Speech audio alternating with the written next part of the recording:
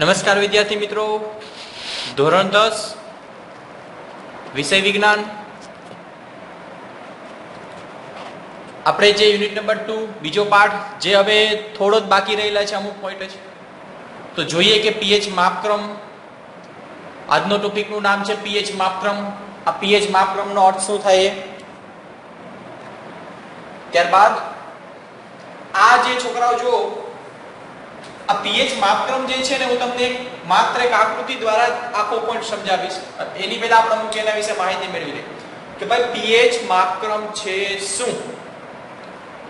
આની પહેલા દરેક વિદ્યાર્થીને જો ખબર હોય તો ઠીક, ને ના હોય તો ફરી પાછું રિવિઝન કરાવી દઉં કે છોકરાઓ આપણે કોઈ એસિડ છે અને કોઈ બેઝ છે. એસિડની શું હોય? એસિડિકતા હોય. બેઝની શું હોય? તો કે બેઝિકતા હોય. તો આ એસિડની એસિડિકતા માટે જવાબદાર કોણ આયન છે? તો તમને ખબર છે, કાં તો H+ આયન છે, કાં તો H3O+, કાં તો H+ આયન, કાં તો H3O+. એ રીતના બેઝિકતા માટે તો કે OH- આયન. જોજો, માની લો છોકરાઓ કે કોઈ દ્રાવણ છે,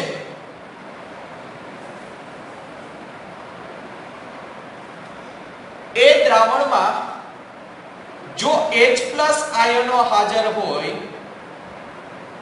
કોઈ પણ દ્રાવણ છે, દ્રાવણ એટલે તમને ખબર હશે, હવે એ દ્રાવણમાં છોકરાઓ H+ આયન જો હાજર હોય તો જે દ્રાવણ છે કેવું બને છે તમને ખબર હોય તો કે એ જે છે એ એસિડિક. તમને ખબર જ હશે. હવે આની પહેલા આપણે શું જોયેલું હતું છોકરાઓ? તો કે કોઈ એસિડ છે એ પોતાની જે એસિડિક વર્તણૂક છે ક્યારે ધરાવે છે? તો કે જ્યારે આપણે, તમને ખબર હોય તો HCl હતું, પાણી હતું, કે આયનો મુક્ત થયા હતા, તો કે H+ અથવા તો H3O+ આ બેમાંથી ગમે આયન મુક્ત થાય તો તે જે છે એ પોતાની એસિડિક વર્તણૂક ધરાવે છે. તો સામાન્ય રીતે છોકરાઓ કોઈ દ્રાવણ છે, એ દ્રાવણમાં જો H+ આયન અથવા તો H3O+ આયન હાજર હોય તો એ દ્રાવણ છે એ એસિડિક કહેવાય. એ રીતના કોઈ દ્રાવણ છે, એ દ્રાવણમાં OH- એટલે કે હાઇડ્રોક્સાઇડ, આ હાઇડ્રોજન આયન, બરાબર છે. જો H+ હોય તો એસિડિક, જો OH- હોય તો બેઝિક, બરાબર છે. હવે જોજો છોકરાઓ શું કહે છે, પીએચ માપક્રમ શું છે. સામાન્ય રીતે તમે દરેક વિદ્યાર્થીઓ છો, આપણે સ્કેલનો ઉપયોગ કરતા હોય છે, તો એ સ્કેલ જે છે એમાં 1 થી 15 સેન્ટીમીટર સુધીનું માપક્રમ છે તમારી પાસે જે સ્કેલ હોય. તો એ રીતના પીએચ માપક્રમ છે. પીએચ માપક્રમ છે શું, એનો ઉપયોગ શું થાય? પીએચ માપક્રમ કહેવાય કોને? તો જોઈએ કે દ્રાવણમાં રહેલા H+ આયનની સાંદ્રતા માપવા માટેના માપક્રમને. હવે માની લ્યો છોકરાઓ,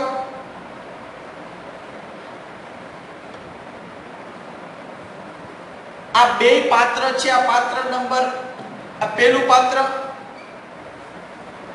આ બીજું પાત્ર. તો પહેલા પાત્રમાં માની લો કે H+ આયન હાજર છે. એ જ રીતના બીજા પાત્રમાં પણ કોણ હાજર છે?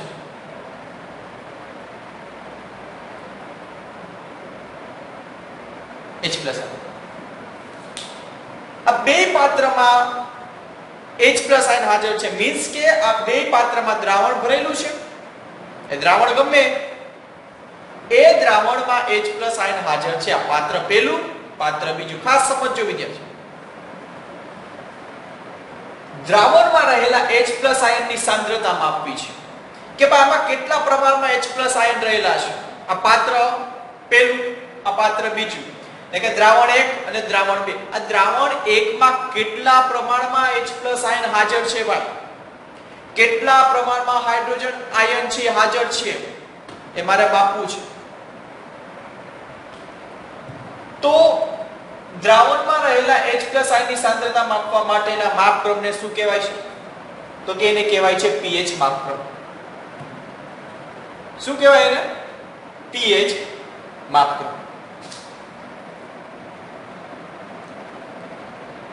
ખબર પડી કે આ દ્રાવણ છે પેલું અને દ્રાવણ બીજું છે. આ પેલા દ્રાવણમાં અને બીજા દ્રાવણમાં મારે જે H+ આયન હાજર છે એ કેટલા પ્રમાણમાં, એની સાંદ્રતા કેટલી છે? સાંદ્રતા એટલે કાઈ નહીં, એનું જે આપણે કહીએ છીએ પ્રમાણ.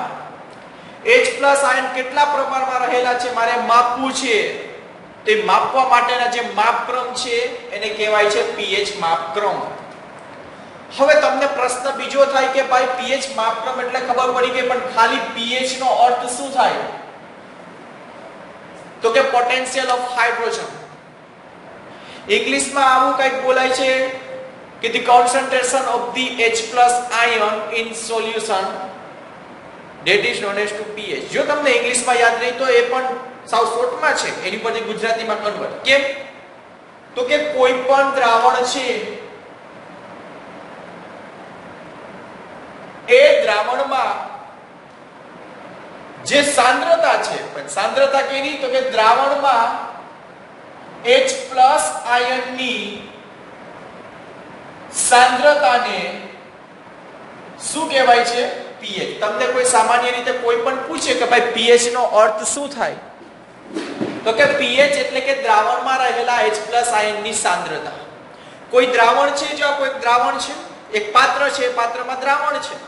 હવે આ દ્રાવણમાં જે H+ આયનની સાંદ્રતા છે એટલે શું? તો કે જો આમાં આપણે સામાન્ય રીતે હું તમને સમજાવવા માટે કહું છું કે આમાં H+ ગણો કેટલા છે? 1 2 3 4 અને 5. 5 H+ આયન છે. હું ખાલી સમજાવું છું, હજી એકવાર બોલું છું. આ બી રીતના હોય નહીં પણ તમને સમજાવવા માટે. અને આમાં જો 1 2 3 4 5 6 7 ને 8, આમાં 8 છે. આમાં H+ કેટલા? તો કે 5 છે. આમાં H+ કેટલા? તો કે 8 છે. તો આ બેયની સાંદ્રતા અલગ અલગ થઈ તો કે યસ થઈ. શું કામ? તો કે એકમાં 8 H+ આયન હાજર છે, એકમાં 5 H+ આયન હાજર છે. તો એ જ વસ્તુ pH છે. કે આ બે દ્રાવણ કેવા છે? એસિડિક જ. શું કામ? તો કે એમાં H+ આયન હાજર છે એટલે આ બે દ્રાવણ કહેવાય છે એસિડિક જ. પરંતુ બેયની જે pH જે છે એ અલગ અલગ થશે. હવે તમને એ ખબર હોવી જોઈએ કે pH નો અર્થ શું થાય? તો કે pH એટલે કે દ્રાવણમાં રહેલા જે H+ આયન જે છે એ H+ આયનની જે સાંદ્રતા છે, કે આ દ્રાવણ 1 છે અને આ દ્રાવણ 2 છે, આ બેયમાં H+ આયનની સાંદ્રતા કેવી છે? અલગ અલગ છે. તો કે દ્રાવણમાં રહેલા H+ આયનની જે સાંદ્રતા છે એને શું કહેવાય? તો કે એને કહેવાય છે pH. તો pH માપક્રમ એટલે શું? તો કે દ્રાવણમાં રહેલા H+ આયનની સાંદ્રતા માપવા માટેનો જે એકમ છે એને કહેવાય છે શું? તો કે એને કહેવાય છે pH માપક્રમ. આ કોન્સેપ્ટ ક્લિયર થવો જોઈએ છોકરાઓ કે pH એટલે શું ને pH માપક્રમ એટલે શું. pH એટલે ફરી પાછું બોલું છું કે દ્રાવણમાં રહેલા H+ આયનની સાંદ્રતા. આ દ્રાવણ છે, આ દ્રાવણ છે, આ બે દ્રાવણમાં H+ આયન રહેલા છે તો કે હા, પણ એકમાં જો ઓછા છે H+ આયન, એકમાં વધુ છે. તો દ્રાવણમાં રહેલા H+ આયનની જે સાંદ્રતા છે, સાંદ્રતાને શું કહેવાય? pH કહેવાય. હવે આ સાંદ્રતા માપવા માટેનો જે એકમ છે એને શું કહેવાય? તો કે એને pH માપક્રમ કહેવાય. એ જ વસ્તુ મેં લખેલી છે.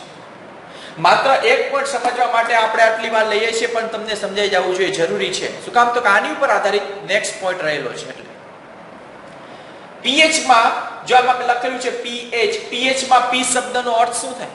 તો કે pH જે છે, pH માં p શબ્દ છે એનો અર્થ થાય છે પોટેન્સ, જે જર્મન શબ્દ છે.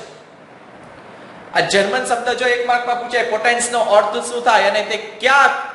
તો કે જર્મન શબ્દ છે.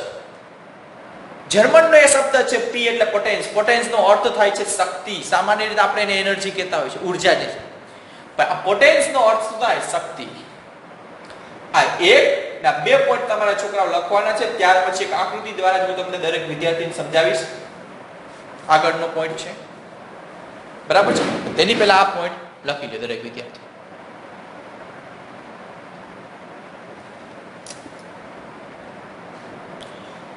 જો છોકરો ત્યાર પછી મેં લખેલું છે અહીં આપણે એક જ આકૃતિ દ્વારા બધી વસ્તુ સમજવાની છે. શું સમજવાનું એ જોયું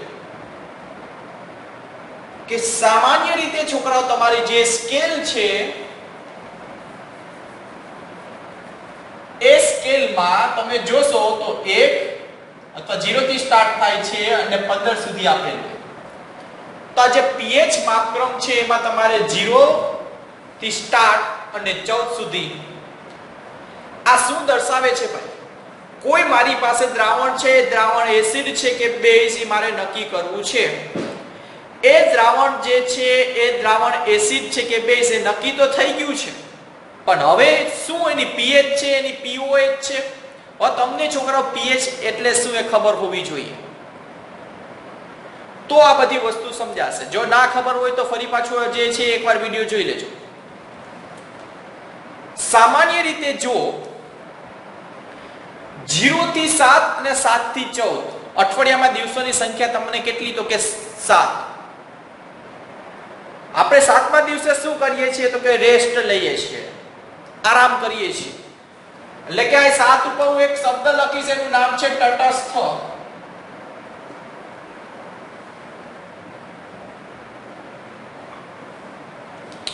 સામાન્ય રીતે જોજો 0 7 અને 7 થી 14 છોકરાઓ કોઈ પણ દ્રાવણ છે ને એ દ્રાવણની જો pH, જો અજય પર બોલું છું કે કોઈ પણ દ્રાવણ છે એ દ્રાવણની જો pH 1 હોય, 2 હોય, 3 હોય, 4 હોય, 5 હોય, 6 હોય, તો એ દ્રાવણ છે ને એ એસિડિક કહેવાય. એટલે કે એ દ્રાવણ છે ને એ એસિડ કહેવાય. જો કોઈનું pH નું મૂલ્ય 7 પછીનું આવે છે, 9 10 11 12 13 14, તો એ બેઝ. એટલે મેં લખેલું છે કે એક તરફ મેં એસિડ લખેલું છે ને બીજી તરફ બેઝ લખેલું છે. તો હવે ભાઈ એક્ઝેક્ટ 7 ઉપર આવે તો એ શું કહેવાય? તો કે એને કહેવાય છે તટસ્થ. શું કહેવાય છે? તટસ્થ, ન્યુટ્રલ. ત્યાર પછી બીજી વાત કે છોકરાઓ એસિડ ક્યારે કહેવાય? કોઈ પણ દ્રાવણ છે એસિડ ક્યારે કહેવાય? મારે આને એસિડ કેવું છે, તો આ દ્રાવણને એસિડ ક્યારે હું કહી શકું? તો કે આ દ્રાવણમાં કયા આયન હાજર હોવા જોઈએ? H+ આયન હાજર હોવા જોઈએ. અને બેઝ કેવું છે? તો બેઝ ક્યારે કહી શકું? તો કે આને બેઝ હું ત્યારે જ કહી શકીશ કે જ્યારે આ દ્રાવણમાં OH- આયન હાજર હોય. હવે શું થાય? હવે જોજો, સમજાવું છું, ખાસ યાદ રાખજો છોકરાઓ. H+ આયન, OH- આયન, ખાસ જોજો. હવે તમે લોકો જોજો, હજી એકવાર બોલું છું, 0 થી 7 અને 7 થી 14 તમે લોકો 7 થી તમે ડાબી તરફ આવો છો ને આમ છે જમણી. તમે આ 7 થી ધીરે ધીરે આમ ડાબી તરફ આવો છો. એ મેં લખેલું છે કે H+ આયનની સાંદ્રતામાં વધારો. શું લખ્યું છે? H+ આયનની સાંદ્રતામાં વધારો. 7 થી તમે આમ ડાબી તરફ આવશો ત્યારે જે H+ છે એની આયન, જે H+ આયનો જે છે એ H+ આયનની સાંદ્રતામાં વધારો થાય. ક્યારે થાય? તો કે 7 થી તમે ડાબી તરફ આવો ત્યારે.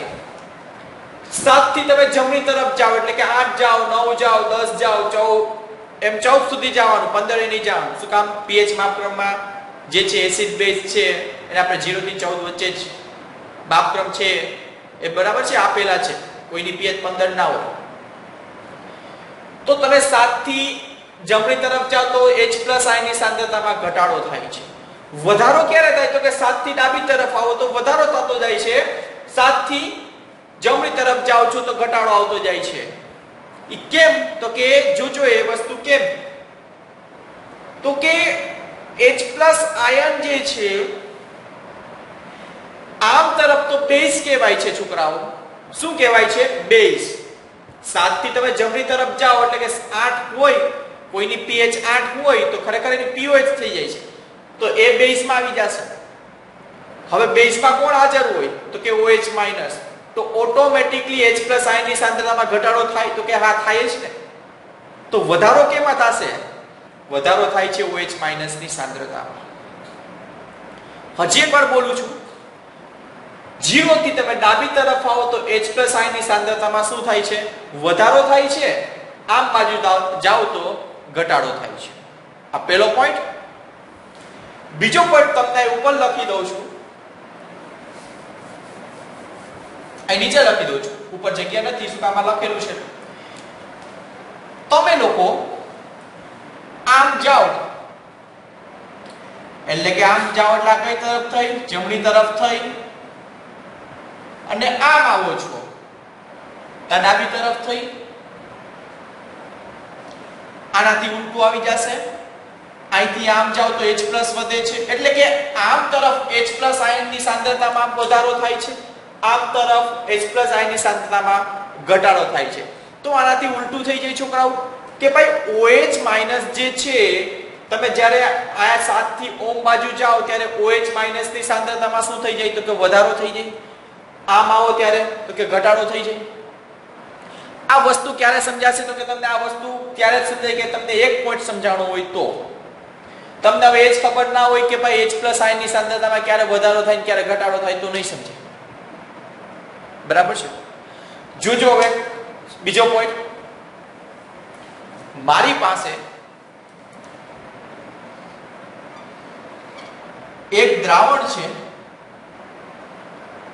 એ દ્રાવણની pH 2 છે.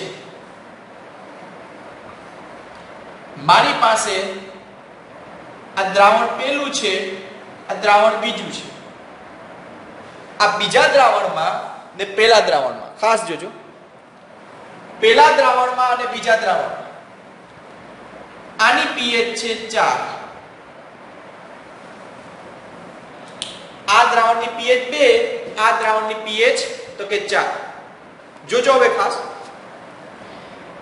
તો છોકરાઓ આ pH 2 છે અને pH 4 છે, તો આ બેમાંથી H+ આયન જે છે એ કેમાં વધુ હશે?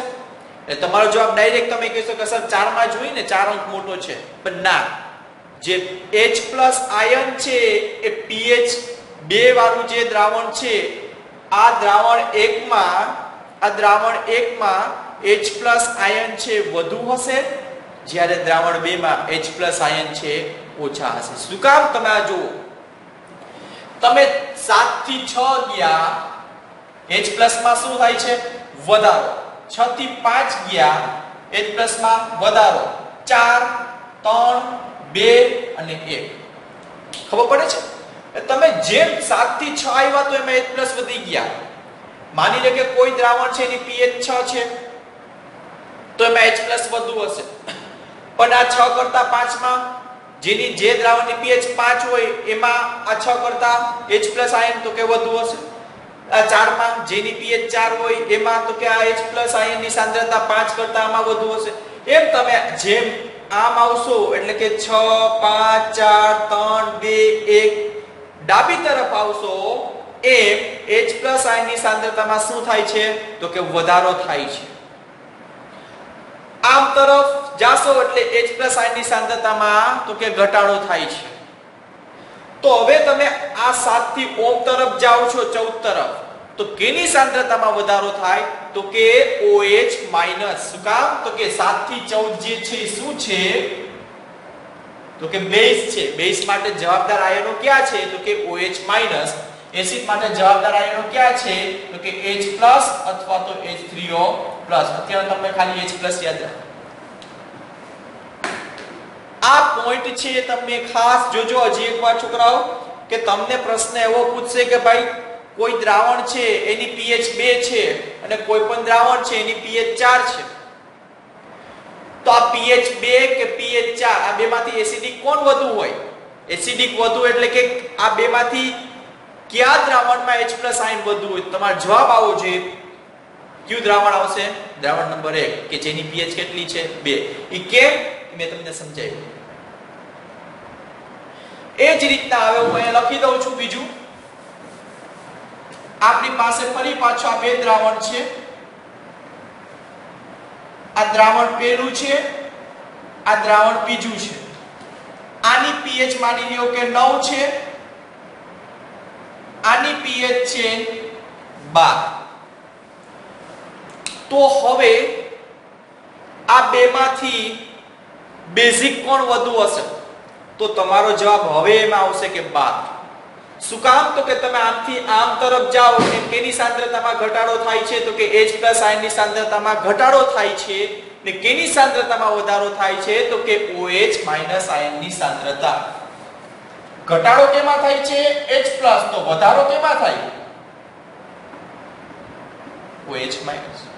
આમ તરફ H+ આયનની સાંદ્રતામાં તમે આમથી આમ આવો ત્યારે H+ આયનની સાંદ્રતામાં વધારો થાય અને ઘટાડો કેમાં થાય છે? આ કન્સેપ્ટ સમજાશે છોકરાઓ તો આખો પોઈન્ટ તમને લોકોને સમજાય જશે. તેમ છતાં પણ જો તમને પ્રોબ્લેમ હોય તો જ્યારે અહીંયા સ્કૂલે તમે તમારી નોટબુક ચેક કરવા માટે લઈ આવો છો ત્યારે કેજો, ફરી પાછો આ પોઈન્ટ હું તમને સમજાવી દઈશ.